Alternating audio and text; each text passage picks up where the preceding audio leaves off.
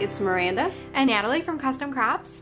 Today we are going to be showing you this really pretty centerpiece for your holiday table that Natalie designed. Yep. And it is very, very simple and it looks so elegant. You're going to love this project. Quick and easy. Super easy. All we really used, our main products that we used, are Cuttlebug die. This is one of the new ones. It is called Holly Ribbons. We have a couple of new holiday ones on our website, so check that out. This one's a little different because it's a 5x7, so it is a little bigger. It's going to cover more surface at one time, so you're really going to like these new holiday dies. And good for holiday cards as well as and we're doing home decor. Yep. So. And we'll also be using some of our 10-second studio metal. This is in Barn Red, but there's also a really cool apple teeny color, which is a green.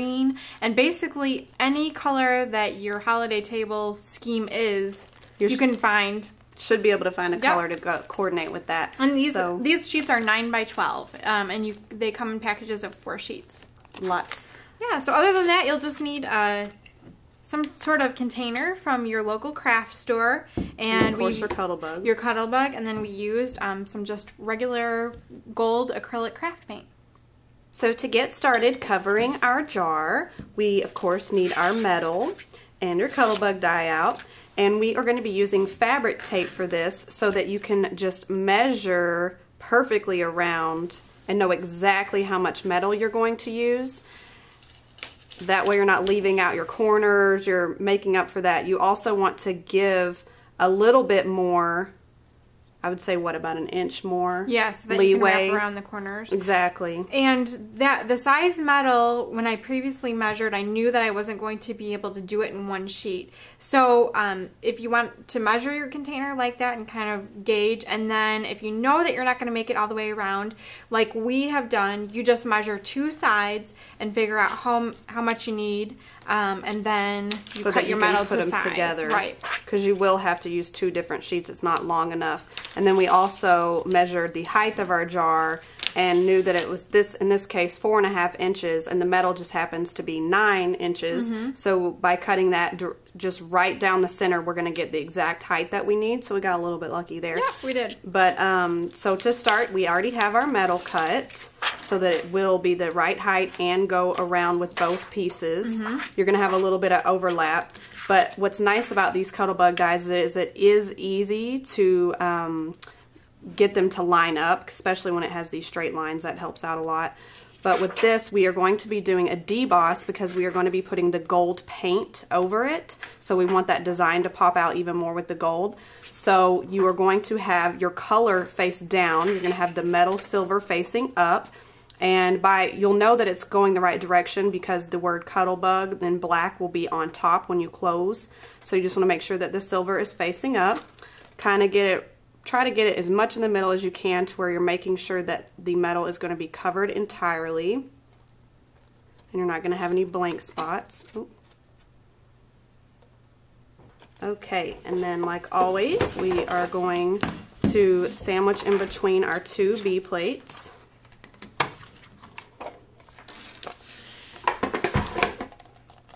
Run through our Cuttlebug. Now, of course, the Cuttlebug die itself was not... How easy is that, Miranda, to run through? Oh, it's super easy. It's like butter.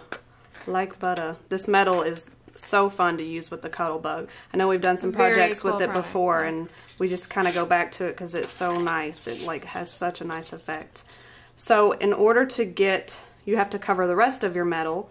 You want to lay your metal down, and then you close your folder and you try to match up your design on the part that is already debossed so that the rest of the metal is going to flow nicely in the same pattern. Right, just like right here.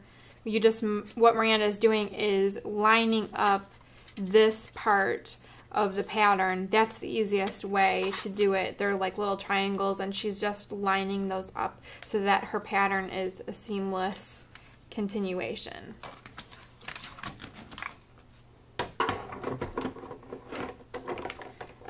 And then you only want to roll to the midpoint, right, Miranda? Yes, you don't want to go back over it entirely. You just kind of want to go right around to where it stopped.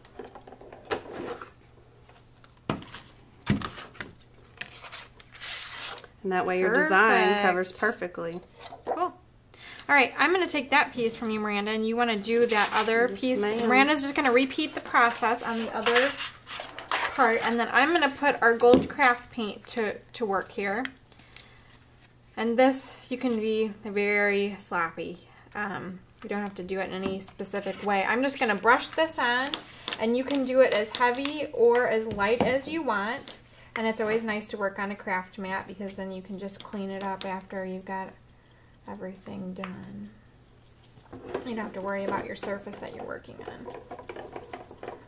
So I'm just going to cover that. And what's another great thing about this metallic craft paint is that it dries pretty quickly.